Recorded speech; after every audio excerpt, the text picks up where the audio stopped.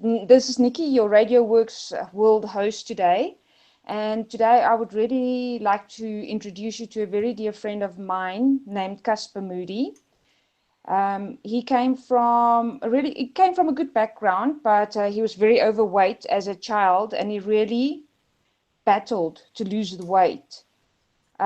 He then came to a first triathlon to actually just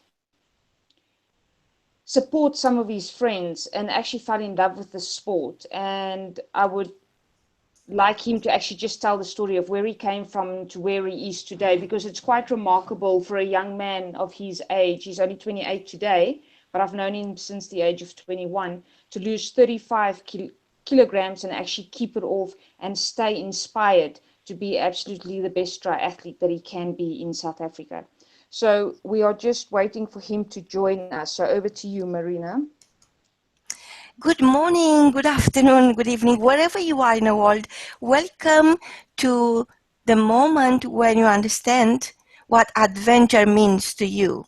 Because you see, at Radio W.O.R.K.S World, Nickey wants to take you by the hand and show you the ropes. Over to you, Nickey. Okay, so obviously, as you know from before, I really do enjoy any outdoor activity, and I feel it's quite essential for everyone to be active. So whether you're either walking or swimming or jumping, but you need to do some sort of activity every single day. And I think it's very important for the parents to instill that into their children, especially because we're growing up in such a digital world where we were children, we were still climbing trees and building tree houses and running around and playing in the sand when we were actually teenagers. I just find that the kids really have to grow up very quickly today because of the fast pace that we're going through.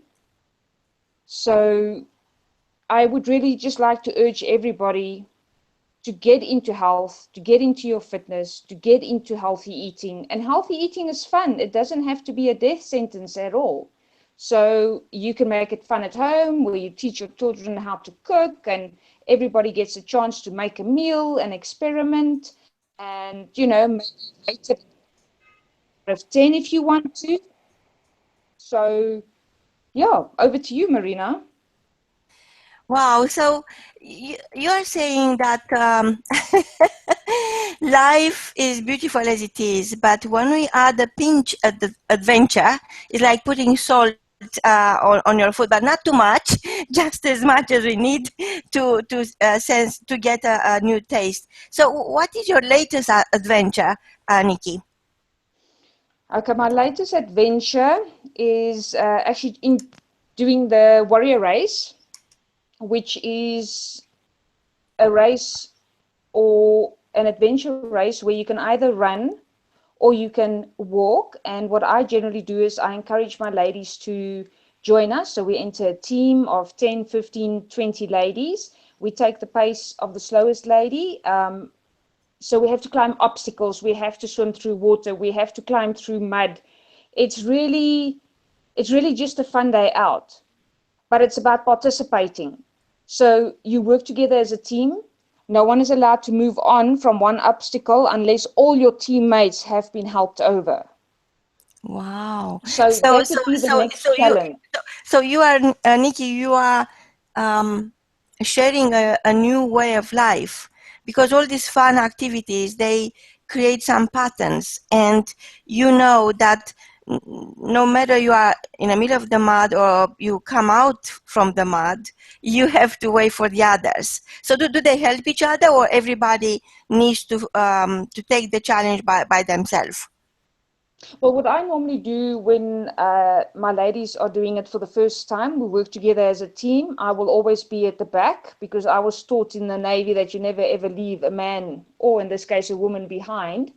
So I will always be the last one going over the obstacle and encourage the ladies to keep going. From one of the warrior races that we have done before, I remember when we went through the mud, it was tough and we all got stuck. And funny enough, we lost our pants and some people lost their shoes. But once we actually made it through the mud and then through the water again and through the mud and through the water, the sense of achievement on the other side, when everybody was helping each other, is absolutely nothing that you can explain to anyone if you haven't done it yourself. So ladies looking back on an obstacle that they thought was totally impossible, just stood there in absolute awe and just said, I can't believe I just did that. So it's changing the belief system of everyone to say, look, you can do it. Why do you think you can't do it? Have you tried it? You can't really knock something if you haven't tried it, unless you are obviously petrified of water or petrified of heights. But we had one lady, she actually works for me. She's our circuit coach. Her name's Linya, and she couldn't swim. And she was so excited about doing this. And we warned them that, listen, guys, there is going to be water phases, but if you can't do it, then they'll give you another exercise to do. Let's say 10 jumping jacks or 10 push-ups or whatever, then only you're allowed to move on. But Linya climbed up this obstacle, and I actually had to stop her. And I said, Linya, do you realize what you are doing? And she said, yes, I can do this. I said, but you can't swim. So she said, yes, but I can still do this. And I said, okay, wait, let me go down first. And it was quite a high slide where you had to slide down, then you fall into the water, and then you climb out. So I went down first. And before the next group is allowed to go down, everybody has to be out the water. But I stayed in the water and waited for Linya. And without a doubt, she went down into the water. She couldn't swim. I lifted her up. I took her to the side.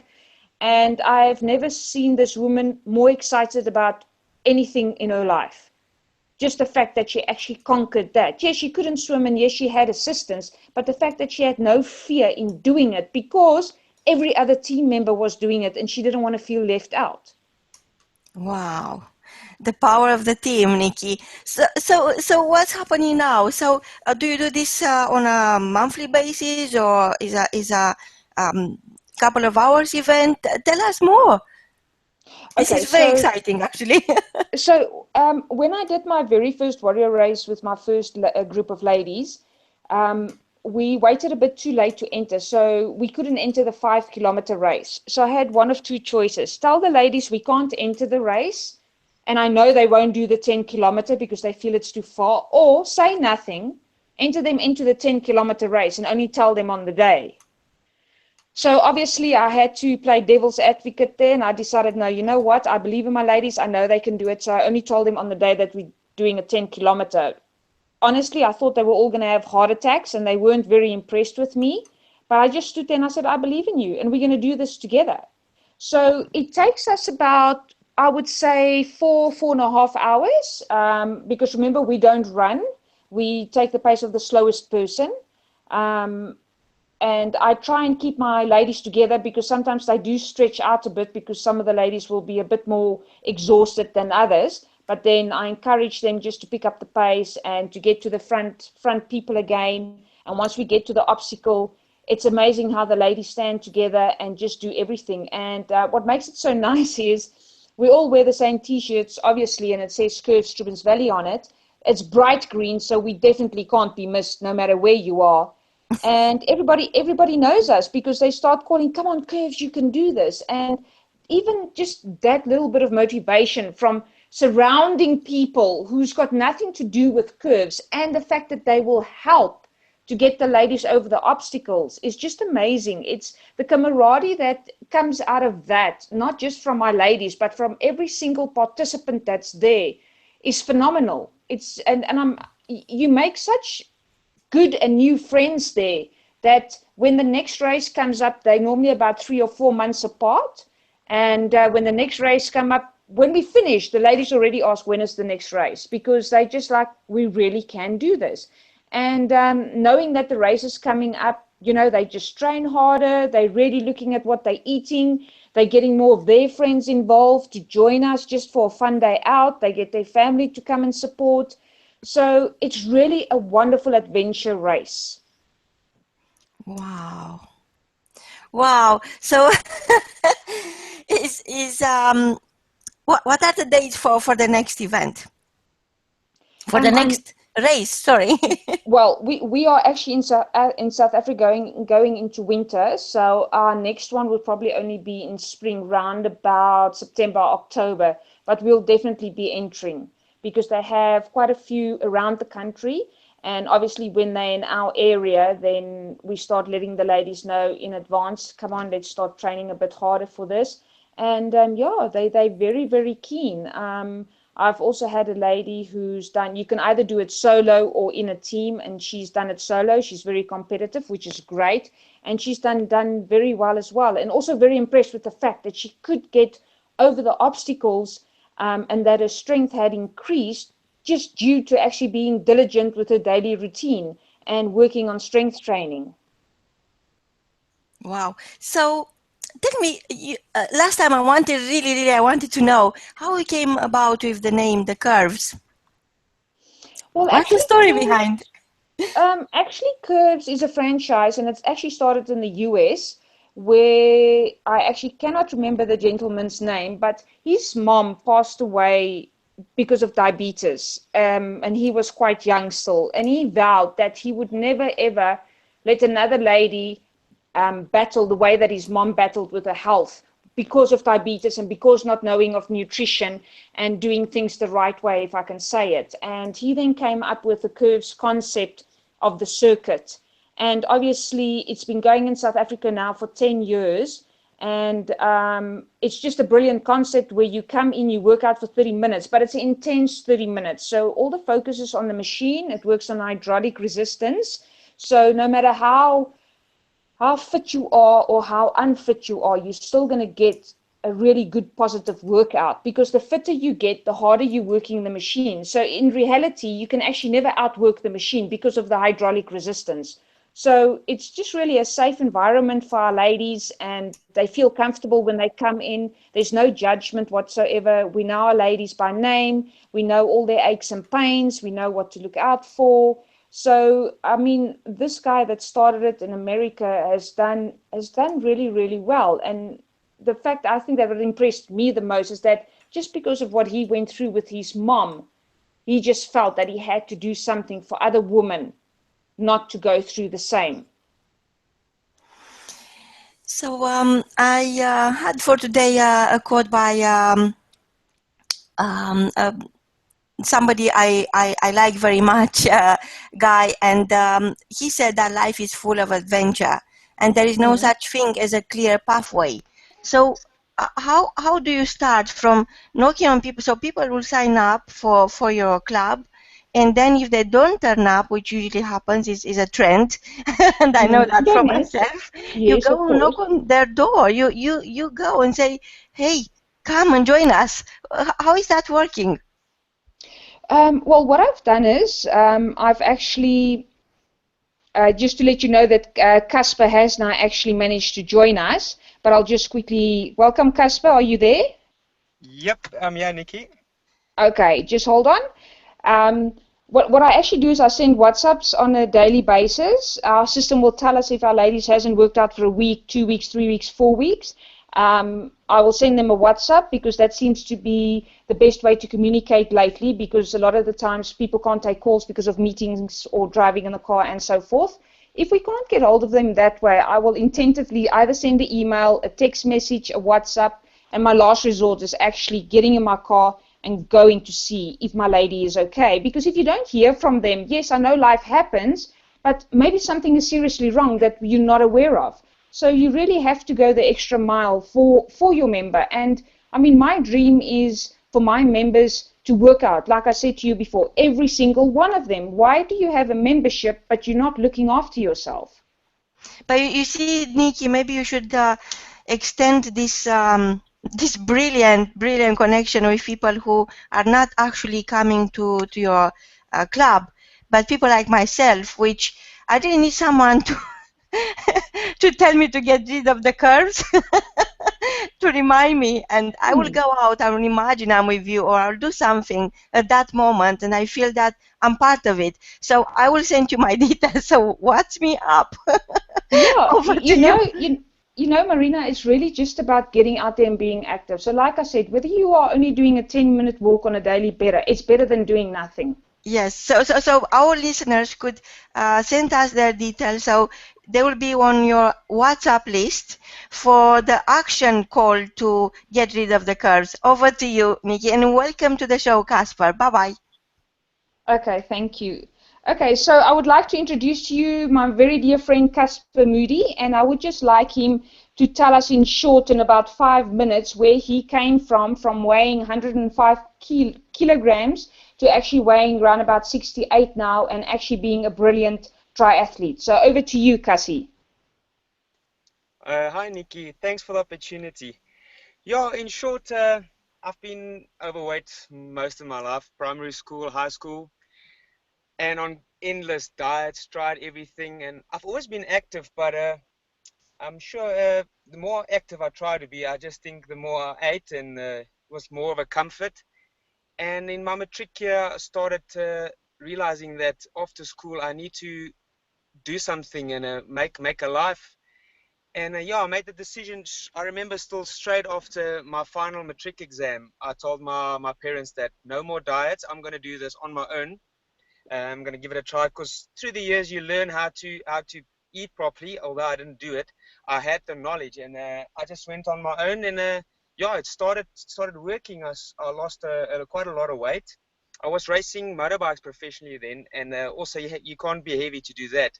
So I started losing the weight, and after about 15 kilograms, went in for operation to remove some excess skin, and then after that, never looked back. And yeah, 36 kilograms later now, and I almost call myself a professional athlete at the moment, although I'm not in the pro scene yet. We're busy making the adjustment to there now. Yeah, but I see a bright future. Everything's going well, training's going well. And I've been to 2 world championships. I've won a race before. I am competitive in South Africa, and yeah, a lot of international races that I've done with top athletes in the world. So yeah, it's been going well. Over to you, Nickey. Okay, so Cassie, if you can please just tell me about your race that you recently had where you came second. Wasn't that the South African Championships? Yes, yeah, that was in East London in March. That was actually a dream come true. Uh, we had a very good. I had a very good December block of training. Yeah, going away with the parents, you take a lot of family time aside and to put in training, and it all paid off in East London when we had SA Champs. The morning of the race, I knew that the training's been done. Everything's well to have a good race. And yeah, I came out the water in about, I think it was 12, just over a minute behind the leaders. And the bike leg consisted of 3 laps of 13 point something kilometers. I'm not sure now. And after the lap, I was in third, and with second and first right in front of me. So I was in a comfortable zone, and I knew that my running was strong then. And yeah, I got off the bike. I was tied with first. We had the first kilometer side by side. And yeah, he outran me with about 700 meters, and I just stayed and settled for second, as I knew, just to keep looking back and make sure that third is quite some distance away. And yeah, it all came together. I crossed the finish line, and actually, yeah, where I'm sitting now, it's still unbelievable for me to say that I've come second in the age group category, in my age group, and second overall at the South African Championships. Over Well, to you. that is wonderful, Cassie, because I remember meeting you, and you were just starting out. And what impressed me the most is when you told me your story about where you came from, 105 kilos, to where you are today. And I think it was just consistency, and you know where you want to go, setting your goals. And yes, you want to be the best in South Africa, and I've got absolutely no doubt whatsoever in my mind that you will be one day, will be the best, and you will be our next Richard Murray. And you just have to keep on going and have to believe in yourself. And I'm going to say this on our world radio, is that I still believe that you should write your book, because you really do not know who you are inspiring by telling your story, where you came from. And I would love for you as well to come to Curves and actually just speak to my ladies and tell them your story, because at the end of the day, whether you're male or female, it doesn't matter your ethnic group, it all comes down to the same principles. It's having the support group, it's having a plan of action, it's preparing for it, and it's actually following through on your goals that you've set for yourself, and actually never giving up. And the day that you do feel down, you go to your life coach, or you speak to your friends, or you speak to your parents, but always make sure that you've got your support group. So over to you, Marinda. Any questions? Wow.